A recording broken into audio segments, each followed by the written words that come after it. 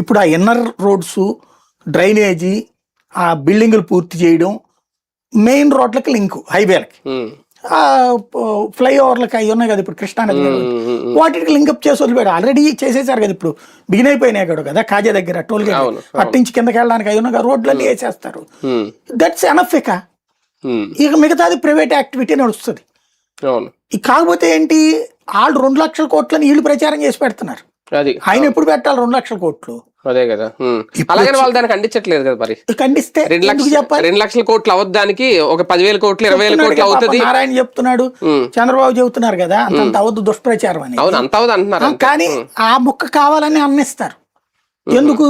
రేపు పొద్దున భవిష్యత్తులో సక్సెస్ అయింది అనుకోండి, మీరు 2 లక్షల కోట్లు ఖర్చు పెట్టి చేసాం, 2 లక్షల కోట్లు ఖర్చు పెట్టి చేసాం, జగనే దానికి సాక్ష్యం. ఒకప్పుడు ఇప్పుడు నేను చెప్తున్నారు కదా చంద్రబాబు గారు, హైటెక్ సిటీ కట్టినప్పుడు కూడా అట్లాగే అన్నారు అని చెప్పేసి అలా చెప్పుకొస్తారు రేపు పొద్దున.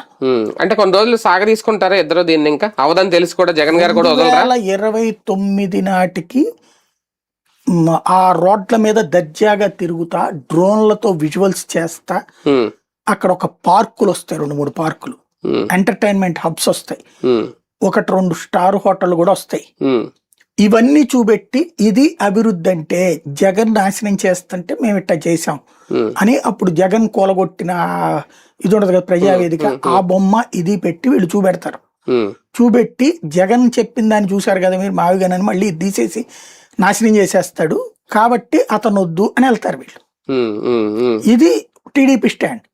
వీళ్ళకి ఏంటంటే అప్పటికి పూర్తి కాదేమో, పూర్తి కాకపోతే ఇదిగో ఇట్లాగ మనల్ని మోసం చేస్తున్నారు, మేము వస్తే ఇదంతా కలుపుతాము, అంతంత ఖర్చు పెట్టము అని చెప్పి జనంలోకి వెళ్ళాలని వీళ్ళది.